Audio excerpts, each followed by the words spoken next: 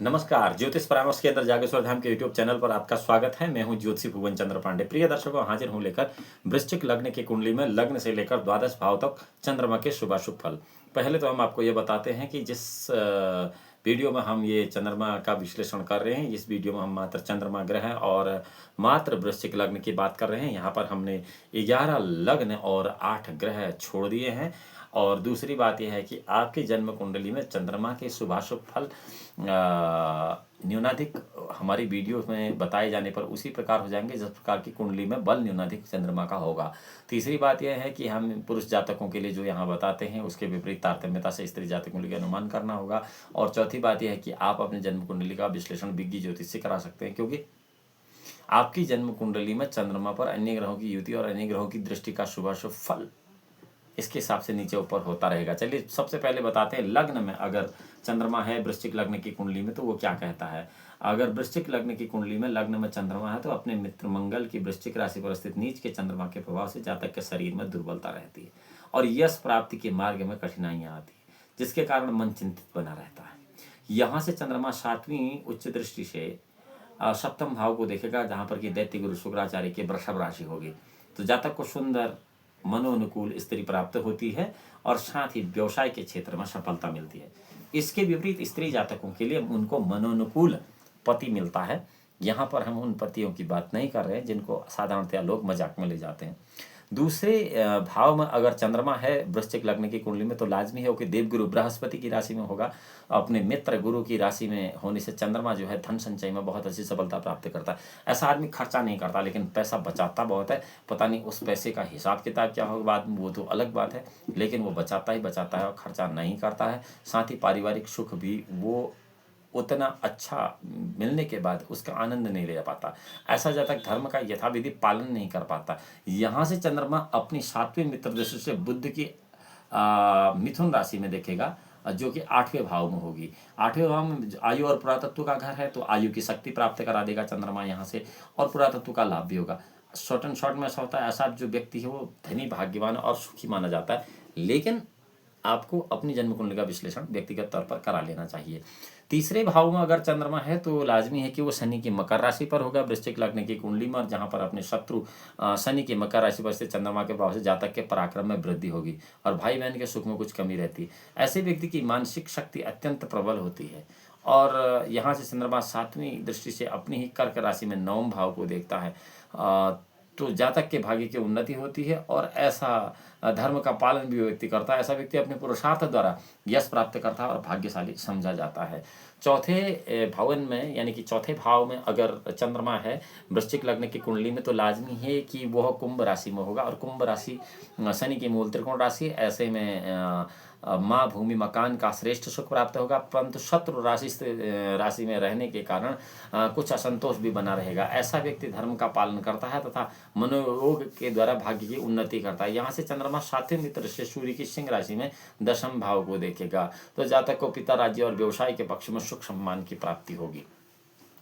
5वें त्रिकोण विद्या बुद्धि और संतान के भवन में अगर चंद्रमा होगा वृश्चिक लग्न की कुंडली में तो वहाँ पर वो देवगुरु बृहस्पति की राशि में होगा, और देवगुरु बृहस्पति की राशि में अगर चंद्रमा होगा तो संतान विद्या बुद्धि के क्षेत्र में श्रेष्ठ सफलता प्राप्त कराएगा, अपने बुद्धि बल से भाग्य की उन्नति करेगा। यहाँ से चंद्रमा अपनी 7वें मित्र से बुध की कन्या राशि में एकादश भाव को देखेगा, तो जातक को भाग्य की वृद्धि तो होगी और अच्छा लाभ भी कमाएगा। बुद्धि का परिश्रम द्वारा उसे आमदनी की श्रेष्ठ साधन प्राप्त हो जाते हैं, इसमें कोई शंका नहीं करनी चाहिए। छठे भाव की बात करते हैं, अगर चंद्रमा छठे भाव में है तो लाजमी है वृश्चिक लग्न की कुंडली में वो मेष राशि में होगा, जो कि मंगल की ही राशि होगी, मंगल का ही लग्न होगा, मंगल का ही यह भाव होगा। और वहां पर अगर चंद्रमा होगा तो जातक जो है शत्रु पक्ष में शांति नीति द्वारा सफलता प्राप्त करेगा, और लड़ाई झगड़ा नहीं करेगा। शत्रु झंझटों के कारण उसके मन में अशांति बनी रहेगी, वह परिश्रम के द्वारा भाग्य की वृद्धि कराए। यहाँ चंद्रमा से 7वीं चंद्रमा जो है 7वें मित्र से शुक्र की तुला राशि में द्वादश भाव को देखेगा। द्वादश भाव बाहरी क्षेत्रों से खर्चे का है और न्याय का भाव भी है और व्यय का भाव भी है, तो भाग्य बल से खर्च चलाने वाला और बाहरी स्थानों से सफलता और शक्ति प्राप्त करने वाला ऐसा व्यक्ति हो जाता है। जबकि छठे भाव में चंद्रमा हो, और ये हम बात मात्र कर रहे हैं वृश्चिक लग्न की। 7वें भाव में अगर चंद्रमा होगा तो स्त्री और व्यवसाय के भवन में अगर चंद्रमा है वृश्चिक लग्न की कुंडली में तो वृषभ राशि पर उच्च के चंद्रमा के प्रभाव से जातक को सुंदर और भाग्यवान स्त्री मिलती है। ठीक इसके विपरीत स्त्री जातकों के लिए उनको सुंदर और भाग्यवान पति प्राप्त होता है। व्यवसाय के क्षेत्र में अच्छी सफलता प्राप्त होती है। ऐसे जातक का मनोबल अत्यंत बढ़ा हुआ होता है, जिसके कारण भाग्य और यश में बहुत अच्छी वृद्धि होती है। यहाँ से चंद्रमा अपनी 7वीं नीच दृष्टि से मित्र मंगल की वृश्चिक राशि में प्रथम भाव को देखेगा, जो कि शरीर का भाव होगा। तो जातक के शरीर में कमजोरियां पैदा कर देगा और साथ ही साथ भाग्य और धर्म के पक्ष में कुछ कमी का अनुभव कराएगा। 8वें भाव में चंद्रमा है तो चंद्रमा को अष्टमत्व दोष सूर्य की तरह ही नहीं लगता है, वहां पर वो बुरे फल नहीं देता है किसी भी हालात में। लेकिन यहाँ पर मिथुन राशि में होगा, ये कहना जरूरी है। तो आयु में बहुत ज्यादा वृद्धि करा देगा और पुरातत्व की बहुत अच्छी वृद्धि करा देगा। चंद्रमा अपनी 7वें मित्र से गुरु की धनु राशि में द्वितीय भाव को यहाँ से देखेगा। धन कुटुंब और का जो क्षेत्र है उस पर अगर चंद्रमा है तो जातक को धन का लाभ प्राप्त करेगा, साथ ही उसे अपने कुटुंब का भी यानी परिवार का सुख भी देगा। और संक्षेप में अगर हम कहें तो ऐसा जातक शांति स्वभाव वाला, यशस्वी, धनी और सुखी होता है। 9वें भाव की बात करते हैं। 9वें भाव में अगर चंद्रमा है तो लाजमी है कि वृश्चिक लग्न की कुंडली में 9वें भाव में कर्क राशि होगी। और कर्क राशि में अगर चंद्रमा होगा तो भाग्य और धर्म के भवन में होगा। तो कर्क राशि में स्थित स्वक्षेत्री चंद्रमा के प्रभाव से जातक के भाग्य में बहुत उन्नति होगी और श्रेष्ठ धर्म में भी उन्नति होगी। यहाँ से चंद्रमा अपनी 7वीं शत्रु से शनि की मकर राशि में तीसरे घर को देखेगा। तो तीसरे घर को देखकर जातक को भाई बहन का संबंध में कुछ निराशा होगी और मिलजुल कर ऐसा जातक सुखी और समृद्ध हो जाता है कुल मिलाकर। अब बात करते हैं 10वें भाव की। तो 10वें भाव में अगर चंद्रमा है तो कहते हैं कि ऐसा जातक बहुत अच्छे सत्कर्म करने वाला होता है। लेकिन ये वृश्चिक लग्न की मैं बात कर रहा हूँ। यहाँ पर वृश्चिक लग्न की कुंडली में अगर 10वें भाव में चंद्रमा है तो राज्य, व्यवसाय और पिता के क्षेत्र से सिंह राशि पर स्थित चंद्रमा के प्रभाव से जातक को पिता, राज्य और व्यवसाय के क्षेत्र में अत्यधिक सफलता प्राप्त होती है। यहाँ से भाग्यवान और धर्मात्मा भी आदमी हो जाता है। यहाँ से चंद्रमा अपनी 7वीं शत्रु से शनि की कुंभ राशि में चौथे भाव को देखता है 10वें भाव से। तो चौथे भाव को देखेगा तो जातक को माता भूमि के मकान में कमी बनी रहेगी और फिर भी वो आदमी जो है सुखी, यशस्वी, संतुष्ट और धनी जीवन व्यतीत कर देगा।